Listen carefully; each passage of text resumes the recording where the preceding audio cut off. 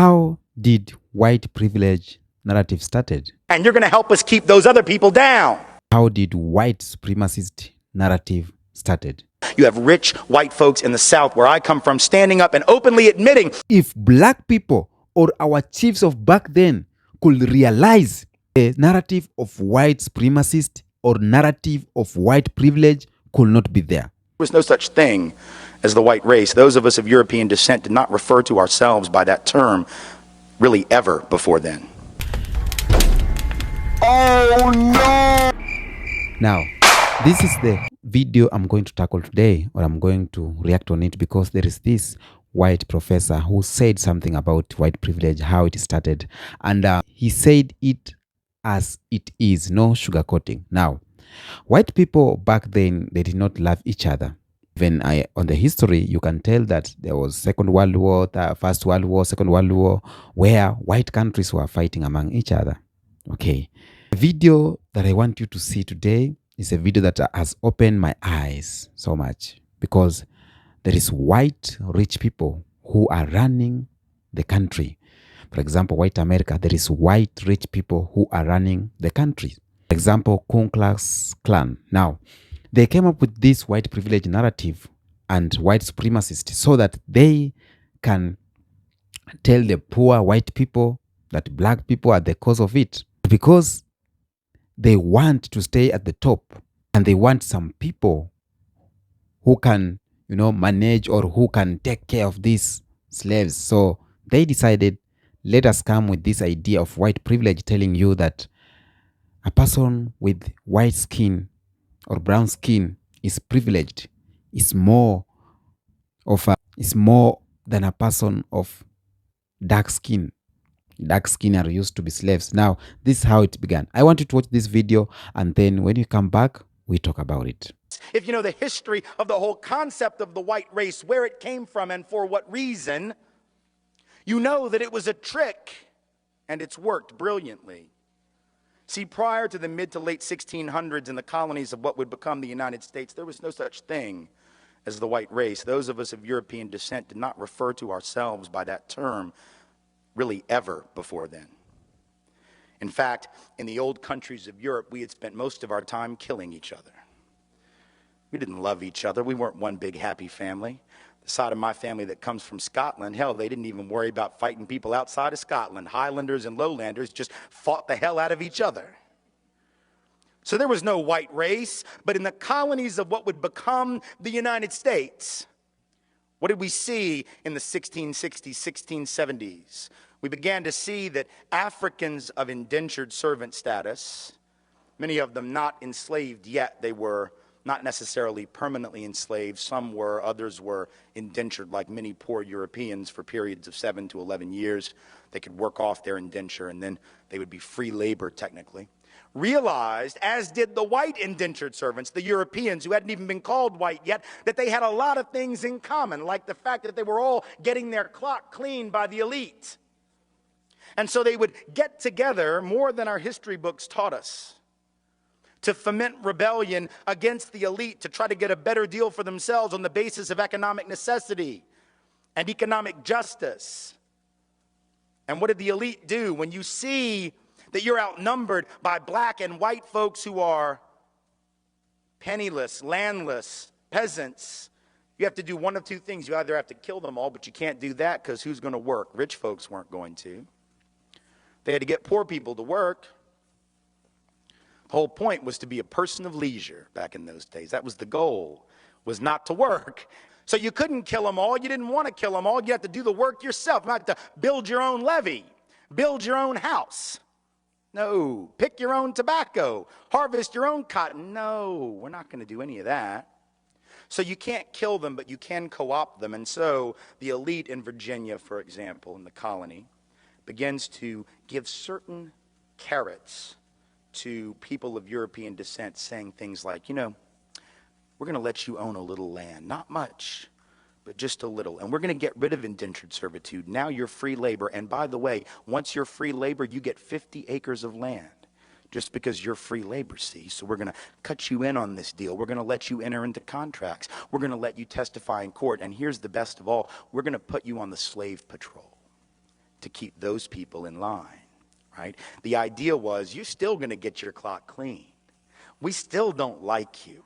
We still aren't going to really empower you or change your economic subordination, but we're going to make you honorary members of this team, and you're going to help us keep those other people down. And so they got a little taste of power, and it did effectively divide and conquer those coalitions. Those rebellions began to stop almost instantly. Fast forward to the Civil War era, you have rich white folks in the South, where I come from, standing up and openly admitting that the reason they're prepared to secede from the Union, and the only reason they ever articulated publicly, ever, was to maintain and extend slavery and white supremacy not only where it already existed, but into the newly acquired, that is to say, stolen territories from Mexico to the West. That was what they said. Now we lie about it. We say it wasn't about slavery, that it was about states' rights. Yes, the right of the states to keep and maintain slaves, exactly. But back then they had no shame, so they didn't try and cover it up. They openly said it, but once again, the rich didn't want to go do the work. Are you kidding? No. They're going to get poor people to go fight for them. And the poor folks didn't even own slaves. Now think, how do you get poor people who don't even own the shirt on their back, let alone slaves, to go fight to keep your slaves for you? You've got to convince them that their skin is more important than their economic interest. Because think about it, if I am a farmer who has to charge you $1 a day or $2 a week to work on your farm and harvest that tobacco or pick that cotton, but you can get a black person to do it for free because you own them, who's going to get the job? Not me. In other words, slavery actually undermined the wages and the wage base, the economic floor of the typical white working class or low-income person. But they were told, if these people are freed, they're going to take your job. No, fool, they got your job. That's the point. And so at some level, again, working class white people being harmed by white privilege, relatively being advantaged, right? Being given a leg up, being given a membership to the club, but in absolute terms being kept economically subordinated by the very thing that gave them a sense of superiority. How's that for irony? Then in the present era, this hasn't stopped. This is not ancient history. Now we have people running around insisting that we should close the border with Mexico because if we don't, the wages of working class people will continue to fall. The implication being that the only reason workers are paid like crap in this country is because the border is open. But if you believe that, you would actually have to believe that if that border were closed, that all these owners of capital and industry would just say, oh, well, you figured us out. Here, it's a raise. Do we really believe that the only thing keeping bosses from paying people more is the presence of low-wage, medium, semi-skilled labor from south of this artificial border? Is that really what we believe? We know that if that border is closed, it isn't going to be closed to capital. It isn't going to be closed to goods. If you have a border that can be crossed by capital looking for the highest return on investment or goods looking for the highest price, but labor is chained to its country of origin, how is that going to work to the benefit of working people? By definition, it doesn't. By definition, it immiserates the working class. Divide and conquer. But the best example of all, perhaps, in the contemporary era, in the greater New Orleans area after Katrina. Here you have two communities that were the most hard hit. The lower Ninth Ward, mostly black community, 94% African American, about 40% official poverty rate, heavy working class community. And right across the canal, St. Bernard Parish, Chalmette, 95% white, also working class, high levels of poverty, economically very similar. And at the end of the day, in those first few days of September 2005, more similar than they probably would have realized. Because when those levees broke, they all got their stuff jacked. They all got their stuff destroyed. But if you had asked white folks in Chalmette, and I've done it, who was the cause of the problems in the greater New Orleans area prior to that flooding, they would have pointed across that canal at those black folks, wouldn't have called them black folks, and would have said, there, that's the problem. 70% of the white folks in St. Bernard Parish voted for David Duke, white supremacist, neo-Nazi, former head of the largest Ku Klux Klan group in the United States when he ran for governor in 1991. 7 out of 10 gladly voted for him because he was blaming black folks for all of their problems, and they bought it. What's the irony? The irony is that while they were blaming black people for their problems, while they were blaming black people for the conditions of the greater New Orleans area in which they lived, nobody was paying attention, least of all they, to the fact that these white elite politicians, either in Baton Rouge or in Washington, whose job it was to secure those levees, to make sure that levee funds were spent in the proper way and that they were spent at all, those mostly white and mostly elite politicians did nothing. At the end of the day, it wasn't just the black folks in the lower ninth ward they didn't care about. They really couldn't have given a rat's ass about those poor and working class white folks either. And yet, when the people of Chalmette, people of St. Bernard Parish got back into session, first time they had a city council meeting, parish council meeting after the flooding, the lights aren't even on yet. The water isn't even hooked up. And the first order of business was to pass an ordinance saying that you couldn't rent property in St. Bernard Parish to anyone who wasn't a blood relative. Now, I'll leave it to your imagination as to why you'd want to pass a law. That law had never existed before, but now that it's been emptied out and you don't know who might come back, that's a damn good way to keep black people out, isn't it? Because if you're 95% white to begin with, if you pass an ordinance that says that, that's a great, you can't say no blacks need apply. You can't say no blacks allowed, but that was an ingenious way to get around the law. Now, they got caught. There was a lawsuit threatening, they got rid of the ordinance. But my point in bringing it up is to say, once again, divide and conquer is working. These white folks in Chalmette need to march across that canal and join hands with the black folks who've been sitting there more than willing to work with them for an awful long time and march on Baton Rouge and march on D.C. and march on the Corps of Engineers and recognize their commonality of interest. But the whiteness and the lure of whiteness has tricked these have nothing in their bank account white people into believing that they got more in common with the rich white folks on St. Charles Avenue that didn't lose anything in that flooding. Welcome back. Now, how did white privilege started? According to this professor, he has said it all. But I've seen some white people in the comment section. They say that if you don't like white people, why are you against white people? I've seen the comments on that video, and it is truth. That's why you see some white people, they cannot agree with it. That white people back then, they did not love each other. And the white rich people are the one they have caused all the problems that is happening, the segregation and discrimination. There's nothing like white people. There was nothing like white people.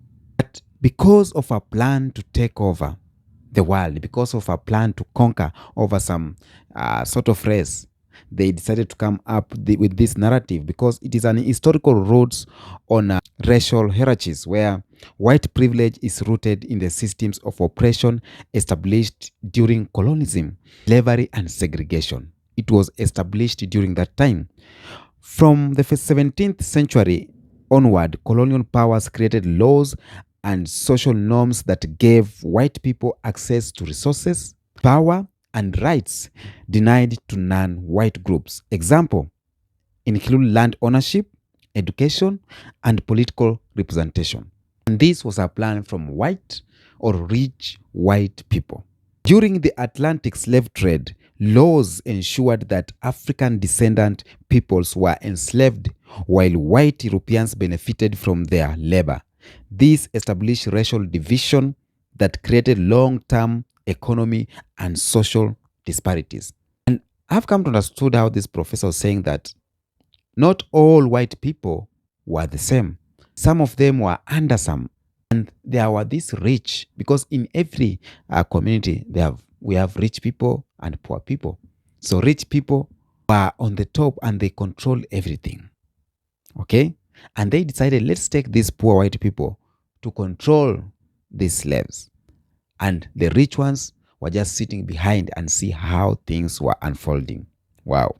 Now, after the abolishment of slavery, white privilege was maintained through systems like Jim Crow laws, apartheid, and redlining in housing policies.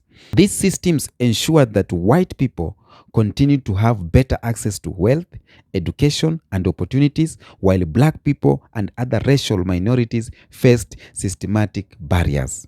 For example, government programs like Jail Bill in the USA benefited white veterans by providing access to housing and education while excluding many black people. The white veterans were having these benefits, but black people were denied. It was a white privilege. Now, in early 20th century, scholars such as W.E.B. Du Bois addressed the concept of racial privilege without explicitly naming it white privilege.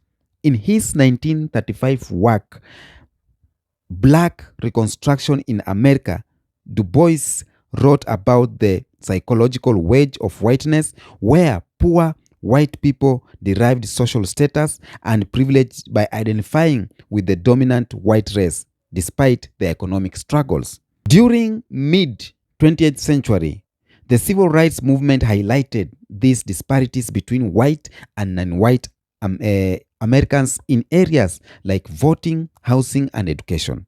Activists and thinkers began discussing how white people, even if not actively racist, benefited from systems of oppression that disadvantage others. Now, the specific term white privilege gained prominence in the late 20th century, particularly through the work of Peggy McIntosh, a scholar and activist. In her 1989 essay, White Privilege: Unpacking the Invisible Knapsack, McIntosh described white privilege as an invisible package of unearned assets that white people carry in daily life, often unconsciously. She listed examples of this privilege such as being treated with respect in stores, being one race widely represented in media and government, not being racial profiled. By 21st century, the concept of white privilege became a central theme in anti-racist work, diversity, training, and social justice movement. Movements like Black Lives Matter have highlighted how systematic racism benefited white people while harming people of color, bringing the concept of white privilege into mainstream discourse. The term has sparked debate, with some arguing that acknowledging white privilege is essential for addressing inequality, while others critique its framing. White privilege is not about individual guilty, but about recognizing systematic inequalities that favor one group over others. The narrative evolved as societies began to critically examine the lingering effects of colonialism, slavery, and institutionalized racism. It provides a lens to understand how historical injustice continue to shape social structures and individual experiences. How did the white supremacist narrative came? Ancient civilizations such as Greeks and Romans often regarded themselves as superior to other culture, but these views were generally based on culture and geography, not race. The concept of whiteness as a distinct identifier did not yet exist, though some ancient societies associated lighter skins with higher status due to socioeconomic factors. During the Middle Ages, European Christians often framed non-Christian people as inferior or heathen. This set of stage for later racialized ideologies. Now, the age of exploration, 15th century and 17th centuries, marked as expansion of European empires into Africa, Asia, and the America. To justify the enslavement of millions of Africans and the dispossession of indigenous people, Europeans began constructing racial hierarchies. They portrayed Africans and other colonized people as inferior, dehumanizing them to racialize exploitation. The development of the transatlantic slave trade institutionalized these ideas, creating economic systems dependent on racial oppression. We had something called the rise of scientific racism. Now, in the 18th and 19th century, Enlightenment thinkers and scientists attempted to classify humanity into races based on physical traits such as skin color, skull shape, and hair texture. Figures like John Friedrich and George Carver developed racial typologies that placed Europeans at the top of a supposed hierarchy. Misinterpretation of Darwin's theory of evolution further reinforced the idea of white racial supremacists. European colonial powers adopted the concept of the white man's burden, claiming it was their moral duty to civilize and Christianize non-European people. In short, the white supremacist narrative developed as a means to legitimize and maintain system of power and exploitation, deeply intertwined with economic interest and cultural arrogance. Its impact remains evident in global power structures and social inequalities today. Now, from what I have read, the more I'm doing these videos, the more I'm learning more. From what I've read, I've come to realize that Christianity was part of or helped a lot in part of white privilege or white supremacist. On the other hand, black people, us, ourselves, we are the one on the middle of this. I think the main reason why white privilege is up to now is because of the black people. Because the black people, we carried it. It was like our own. We owned it, that we are less than the white people. And I think if back then, black people could realize earlier and revolt, back then, when the exploration started and white people came to Africa to explore, in South Africa, in many countries, if black people or our chiefs of back then could realize the narrative of white supremacist or narrative of white privilege could not be there. Because we as black people, we had everything, our land fertile, we had resources like gold, copper. So I think the issue was the white people who came to explore were a little bit ahead of us mindset. They were a little bit ahead of us. Because if we as black people could be ahead of them mind-wise, we could have something that we call black supremacist or black privilege. Or it could not be there. But black people has played bigger role in enhancing the white privilege or white supremacist. Why am I saying so? Now, take this for example.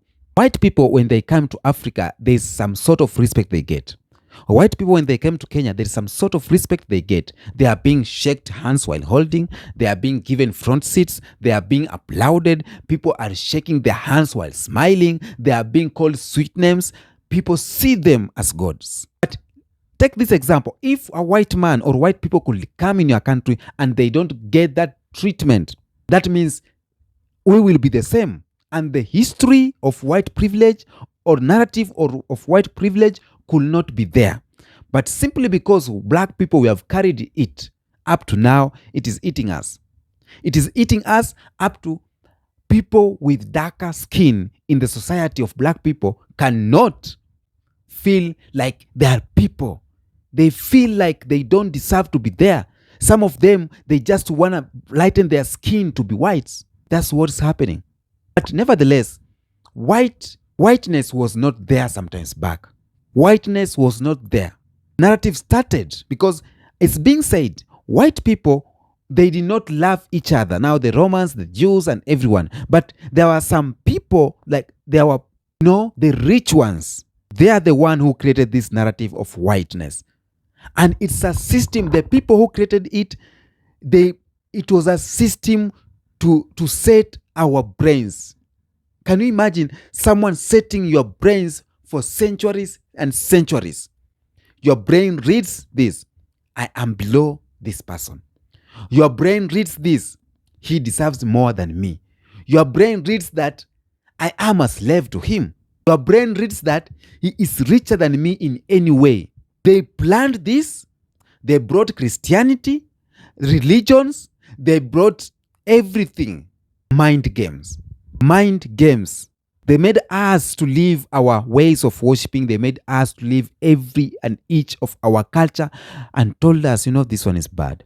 And because I think black people are like damn, these people are different. And the baddest thing they did is to create a white Jesus. Now, this was cleared everything.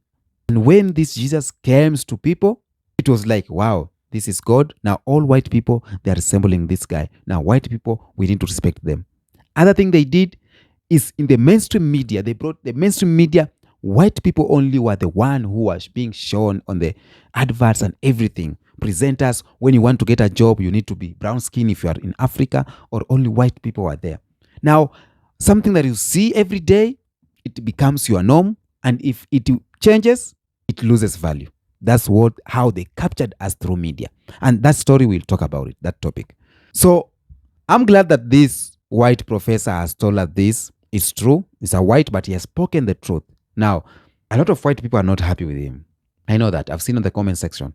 A lot of white people, they don't love that, but it's the truth. And truth shall be told.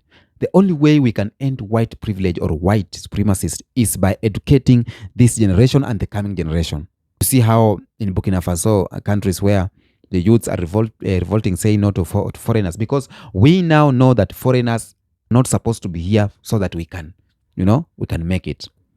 We now know that we don't deserve to go somewhere else to make it in life. It's not the matter of hating our white brothers. It's the matter of us being equal. Equality. When we are equal, all of us, I think the world will be a better place. Now, that was the video I was reacting from this white professor. And I want you to channel your views on my comment section, please. And kindly subscribe on this video. You can like. And if you have something to tell me, my number is there, or my email. Until next episode, peace be with you.